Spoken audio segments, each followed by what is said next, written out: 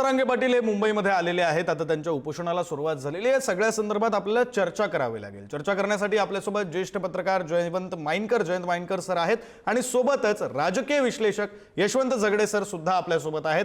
सर्वात आधी मी माइनकर सरांकडे जातो। माइनकर सर, राजकीय परिस्थिती म्हणून या आंदोलनाकडे कसं पाहायचं? कारण प्रत्येक गोष्टीचा आता इतकं मोठं आंदोलन होतंय, त्याचा राजकारणावर परिणाम होणारच आहे। कशा प्रकारे पाहता येईल, काय परिणाम होऊ शकतो, तुम्हाला काय दिसतंय? देशात जेव्हा किंवा कुठल्याही समाजात मेजॉरिटी कम्युनिटी आपल्यावर अन्याय होत आहे असं म्हणत रस्त्यावर उतरते, तेव्हा काय होतं हे मराठा आंदोलनात गेल्या काही दिवसांपासून, गेल्या काही वर्षांच्या पासून असं म्हटलं पाहिजे, महाराष्ट्र अनुभवतोय। आणि त्याआधी 1992 साली राम मंदिर आंदोलनात जेव्हा हिंदुत्ववादी उतरलेले होते तेव्हा काय होतं आपण अनुभवलेलं आहे। याचं कारण असं आहे की जेव्हा मेजॉरिटी कम्युनिटी असं म्हणते की आमच्यावर अन्याय होतो आहे, तेव्हा कसं सांगायचं हा जरा एक प्रश्न पडतो, कारण आकडेवारी जरा काही वेगळी असते। इथे 32% मराठा, म्हणजे प्रश्न आता जरा मी आकडेवारीवरच जास्ती जातो। मुळात हा जो मराठा रिझर्वेशनचा प्रश्न आहे तो मान्य केल्यानंतरही मग त्यांना ओबीसी मध्ये टाकायचं की वेगळं रिझर्वेशन द्यायचं, हा खरा प्रश्न आहे। आणि तो प्रश्न हा सरकार दरबारी आणि न्यायालयात आहे। त्याच्यामुळे त्याच्यावर तुम्हाला मग ते 50% रिझर्वेशनच्या पलीकडे जाता येईल काय, सगळे प्रश्न आहेत। 32% जर मराठा संख्या आहे तर 16% रिझर्वेशन होतं। मग त्या 16%ना 54% ओबीसी मध्ये रिझर्वेशन द्यायचं का, ज्यांना फक्त 27% मिळत आहे? म्हणजे या ऑलरेडी 54% असणाऱ्यांच्या। माइनकर सर, थोडंसं थांबवतो, आपल्याला या आकडेवारीवर आपल्याला बोलायचं आहे। मात्र जो एक बेसिक प्रश्न आहे तो आधी झगडे सरांना सुद्धा विचारतो। यशवंत झगडे सर, तुम्हाला राजकीय परिस्थिती म्हणून काय दिसते? जे आरोप केले जातात की बाबा महाविकास आघाडी आपला अजेंडा जरांगेंच्या खांद्यावर बंदूक ठेवून चालवते वगैरे वगैरे वगैरे, राजकीय विश्लेषक म्हणून तुम्हाला हे सगळे आरोप पटतायत, काय दिसते तुम्हाला या आंदोलनाकडे पाहताना? मला असं काही वाटत नाहीये। महाविकास आघाडी असेल किंवा महायुती असेल, या दोघांची भूमिका मराठा आरक्षणाच्या बाजूनेच राहिलेली आहे। त्यामुळे जे सत्तेत आहेत त्यांच्यावरती आरोप विरोधी पक्षातले लोक करणारच आहेत। आणि जेव्हा महाविकास आघाडी सत्तेत होती तेव्हा महायुती त्याच्यावरती आरोप प्रत्यारोप करत होती, आणि हे चालतच असतं। म्हणजे ह्याच्यात काही नवीन काय होताना दिसत नाही। पण या दोन्ही पक्षांची भूमिका मराठा आंदोलनाच्या बाजूनेच राहिलेली आहे।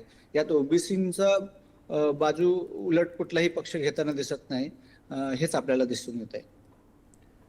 बर, पुन्हा एकदा मी माइनकर सरांकडे येतो। माइनकर सर, तुम्हाला या आरोपांमध्ये किती तथ्य वाटतंय की बाबा कोणता तरी एक पक्ष जरांगेंना फंडिंग करतोय किंवा जरांगेंच्या पाठीमागे आहे, जरांगेंचा बोलवता धनी आहे, असं तुम्हाला वाटतं? कोणताही पक्ष आरोप करायला केलं जाऊ शकतं, ही रिएलिटी आहे। आणि मग कोणी म्हणेल की आमच्याच काळात पहिल्यांदा रिझर्वेशन मिळालं, कोणी म्हणतील आमच्या काळात मी ते मान्य केलं, आणि हे 2014 पासून ही आकडेवारी सांगितली जाऊ शकते। मी हे मान्य करतो। त्या आकडेवारी जर का आपण आता गेलो तर चर्चेला वेगळं वळण लागेल। याच्यातला एक रिअलिस्टिक प्रश्न असा आहे, एवढाच आहे तो, की मुळात तुम्ही मराठा समाज बॅकवर्ड आहे हे मानता का? स्वतः मराठा तरी आपल्याला बॅकवर्ड मानत आहे का? तर त्यांच्यातला एक सेक्शन बॅकवर्ड असेल, परंतु बाकी बॅकवर्ड म्हणू शकत नाहीत। हा एक पहिला फॅक्टर। पुन्हा त्यांना रिझर्वेशन, मी त्या मुद्द्यावर वारंवार येतोय कारण माझ्या दृष्टीने इतर डिस्कशनपेक्षा त्या मुद्द्याचं जर का आपल्याला अनालिसिस उत्तर मिळालं तर हे पुढचे प्रश्न सगळे संपतात। यांना या 16% जर का मराठा समाजाला रिझर्वेशन दिलं तर त्यांना ओबीसीत ऍडजस्ट करणार की वेगळं रिझर्वेशन देणार, हा खरा प्रश्न आहे। मला असं वाटतं या प्रश्नाचं तुम्ही महायुती म्हणा, महाआघाडी म्हणा, महायुतीत एक ब्राह्मण मुख्यमंत्री, आपल्या दोन बाजूला दोन मराठा उपमुख्यमंत्री घेऊन उभे आहेत, कोणीही फक्त या प्रश्नाचं उत्तर द्यावं, हे खरं तर या आंदोलनाचं उत्तर एक प्रकारे माझ्या दृष्टीने या प्रश्नात सामावलेलं आहे। जर हे दिलं तर हे आंदोलन एका मिनिटात संपू शकतं। बरं, याचं उत्तर आता हे राजकीय नेते सरकारमधले असतील विरोधातले असतील देतायत का, हे आपल्याला पाहायचंय। पुन्हा एकदा मी यशवंत झगडे सरांकडे जातो। झगडे सर, आता जे आकडेवारी विषयी माइनकर सर बोललेले आहेत त्या अनुषंगाने तुम्हाला काही मुद्दे मांडायचे आहेत? या आता आकडेवारीचा मुद्दा खूप महत्वाचा आहे, कारण मागासलेपणाचं मोजमाप केल्यावरच आपल्याला या निष्कर्षापर्यंत पोहोचता येईल की ओबीसी मधून आरक्षण देता येईल की नाही। आता जर मराठा आरक्षणाचा जर इतिहास पाहिलात तर ओबीसीना आरक्षण राज्यामध्ये 1967 पासून दिले जाते कालेलकर आयोगाच्या शिफारशीनुसार. नंतर मंडल आयोगाच्या शिफारशीनुसार आधीचं जे 14% होतं ते 27% झाले आणि 90 पासून मराठा समाज सातत्याने मागणी करत आलेला आहे की आम्हाला ओबीसी मधून आरक्षण देण्यात यावं. पण विविध जे बॅकवर्ड क्लासेस कमिशन आहेत, राज्य मागासवर्गीय आहेत, त्यांनी ही शिफारस त्यांची नाकारलेली आहे. अगदी अलीकडच्या काळात गायकवाड आयोगाने काय म्हणू की त्यांना शिफारसी केल्या, पण कोर्टाचा निर्णय जर आपण पाहिला तर दोन गोष्टी आपल्याला समोर येतात की एकतर 50%च्याहून आरक्षणची कॅप ब्रिज केली जाते आणि दुसऱ्या पातळीवरती आरक्षण जे मागासलेपणावरती आधारित आहेत त्याचे जे आकडेवारी पुरवली गेली होती ती आकडेवारी पुरेशी नाहीये आणि त्यामुळे सुप्रीम कोर्टाने गायकवाड आयोगाचा निकाल रद्दबातल केला. त्याच्यानंतर परत एकदा शुक्र समितीचा रिपोर्ट आपल्याला पुढे आलेला आहे आणि शुक्र समितीच्या आधारे 10% आरक्षण दिलेलं आहे. आता शुक्र समितीचा रिपोर्ट काय सांगतोय आपल्याला की साधारण 84% मराठे हे नॉन क्रिमिनल कॅटेगरीत बसणारे आहेत आणि त्याच्यात दोन अजून महत्वाची आकडेवारी आहेत की साधारण 21% मराठा हे पॉवर्टी लाईनच्या बिलो पॉवर्टी लाईन आहेत आणि 94% मराठे हे सुसाईड त्यांनी केलेली आहे अलीकडच्या काळात. पण या सगळ्या आकडेवारींचं जर विश्लेषण केलं तर आपल्या पुढे माहिती अशी येते की हे त्यांचं आर्थिक मागासलेपण याच्यातून अधोरेखित होते. पण ओबीसीतून आरक्षण मिळण्यासाठी त्यांना सामाजिक मागासलेपण सिद्ध करावं लागेल आणि ते आज तरी जे आपल्याकडे अहवाल उपलब्ध आहेत त्याच्यातून होताना दिसत नाहीत. त्यामुळे मराठ्यांना ओबीसीतून जे आरक्षण ची जी मागणी आहे ती काय आजचे जे काही अहवाल आहेत आपल्याकडे त्याच्यावरून तरी हे दिसतंय की ती मागणी काही पूर्ण होताना दिसत नाही. दुसऱ्या बाजूला जर आपण पाहिलं की त्यांना आता आरक्षण आहे का तर मी म्हणेल आहे. ईडब्ल्यूएसचं आरक्षण त्यांना ऑलरेडी आहे आणि गेल्या वर्षी ज्यावेळेस हे आंदोलन सुरू झालं होतं फेब्रुवारी-मार्च महिन्यात आणि त्यावेळेस ईडब्ल्यूएस आरक्षणाचा एक आढावा घेण्यात आला होता मंत्रिमंडळाच्या उपसमितीच्या मार्फत आणि त्या मंत्रिमंडळाच्या उपसमितीचा जो अहवाल पुढे आला माध्यमांच्या मार्फत तो अहवाल आपल्याला काय सांगतोय की ईडब्ल्यूएस आरक्षणाचा सर्वात मोठा फायदा घेणारा जर कोणता वर्ग असेल तो मराठा आहे. ज्यांना 76% शिक्षणामध्ये फायदा मिळतोय, 84% नोकऱ्यामध्ये फायदा मिळतोय. तर इथे माध्यम ज्या प्रश्नांची चर्चा करत नाहीत त्याची चर्चा करणे आवश्यक आहे की ऑलरेडी आरक्षणाचा फायदा मिळून सुद्धा ओबीसी आरक्षणाचा अट्टहास मराठा समाजाकडून काय केला जातोय. आणि त्याचं उत्तर हे आहे की जे स्थानिक स्वराज्य संस्थेमधलं राजकारण बदललेलं आहे 1990च्या नंतरचं तिथे त्याची उत्तरं आपल्याला दिसतात. म्हणजे जर ओबीसी आरक्षणाचा जर इतिहास पाहिला तर म्हणजे 1950 पासून ओबीसींची मागणी राहिलेली आहे देशभरात की आम्हाला ओबीसी आरक्षण हवंय आणि हे एक मोठी आंदोलनाचा इतिहास राहिलेला आहे.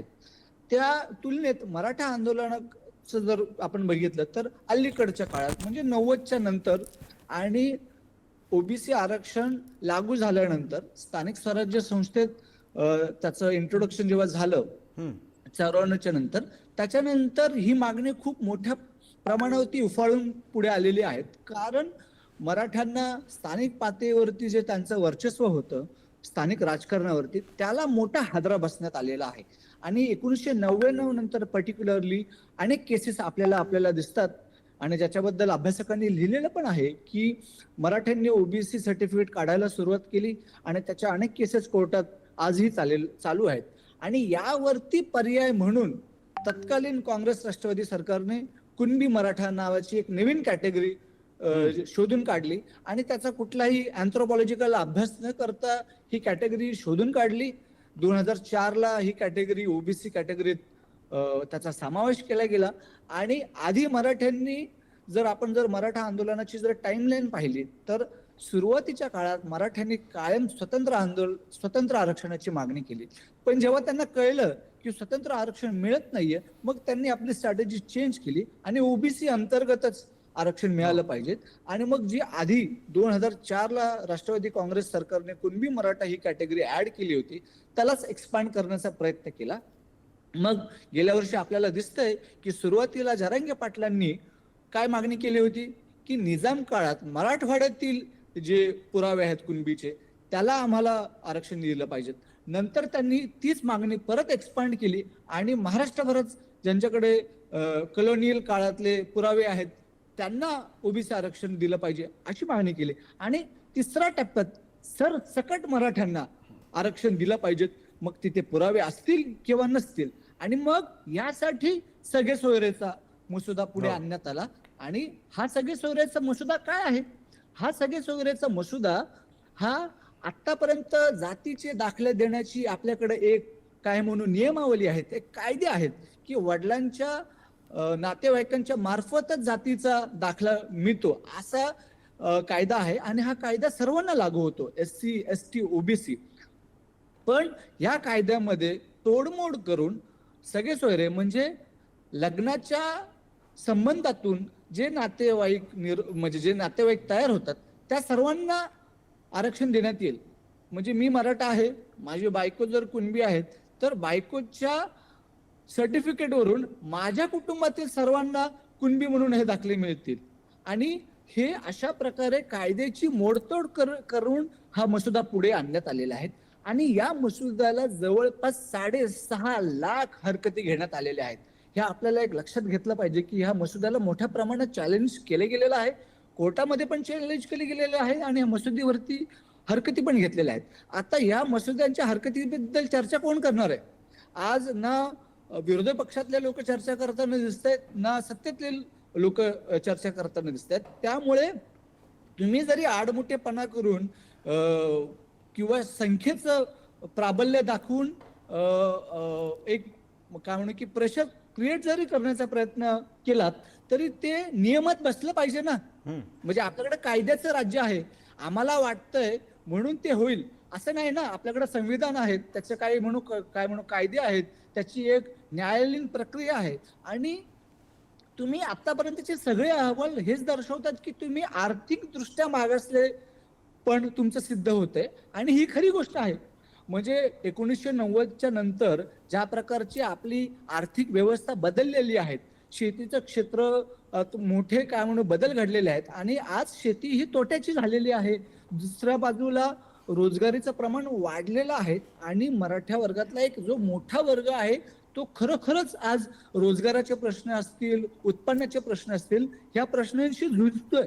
आणि हा प्रश्न केवळ मराठा समाजाचा नाहीये, हा प्रश्न ओबीसी मधल्या अनेक समूहांचा आहे, हा प्रश्न दलित समूहातील अनेक समाजांचा आहे, हा प्रश्न आदिवासी समाजातील सर्वांचा आहे. आणि एका अर्थाने ह्या सर्वहारा वर्गांनी एकत्र येऊन या आर्थिक प्रश्न, हे रोजगाराचे प्रश्न, हे शेतीचे प्रश्न ह्या विरोधात आवाज उठवला पाहिजेत. पण तसं होताना आपल्याला दिसत नाही. आणि केवळ आरक्षण, आणि ते पण आरक्षण हे ओबीसीतून जे काय म्हणू की नियमात बसत नाहीत. आणि त्यामुळे वारंवार आंदोलन करणे आणि त्यातून ही मागणी पुन्हा पुन्हा रेटणे, पण त्यातून काय कुठल्या निष्कर्षाकडे मराठा समाज जात नाहीये.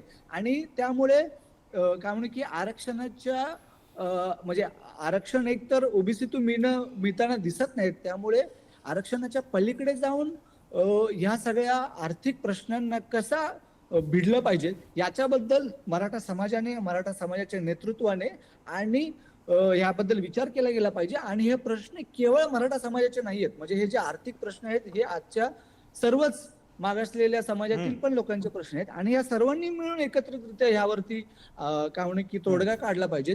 आरक्षणाने हा काय प्रश्न सुटणार नाही. आज ज्या प्रकारे नोकऱ्यांचं प्रमाण, विशेषतः सरकारी नोकऱ्यांचं जे प्रमाण आहे ते साधारण जर 100 नोकऱ्या जर उपलब्ध असतील तर त्यातील 1% नोकऱ्या ह्या केवळ सार्वजनिक स्वरूपाच्या नोकऱ्या आहेत आणि उर्वरित सर्व नोकऱ्या ह्या प्रायव्हेट क्षेत्रात आहेत. तर प्रायव्हेट क्षेत्रामध्ये आरक्षणाची मागणी असली पाहिजे अशी जुनी मागणी आहे. तर आत्ताची जे आरक्षणाचा जो काय म्हणू दायरा आहे तो खूपच मर्यादित आहे. त्यातून मराठा समाजाचे प्रश्न पण सुटणार नाहीत. त्यामुळे ह्या प्रश्नाला केवळ त्याचं जे एक संकुचित दृष्ट्या जे पाहिलं जातंय ते पाहता कामा नये, त्याच्यातून प्रश्न सुटणार नाहीत. उलट मराठा आणि ओबीसी मध्ये दिवसेंदिवस संघर्ष वाढत चाललेला आहे.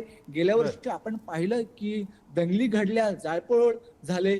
बीडमध्ये तर एकमेकांच्या प्रती एवढा द्वेष निर्माण झाला की एकमेकांवरती काय म्हणू म्हणजे बोलणं चालणं थांबलं, तिथे सामाजिक व्यवहार थांबले आणि याचा सामाजिक काय म्हणू की खूप मोठा परिणाम होते. म्हणजे आज गणपतीचा उत्सव आहे आणि या उत्सवामध्ये हा मोर्चा आणलेला आहे.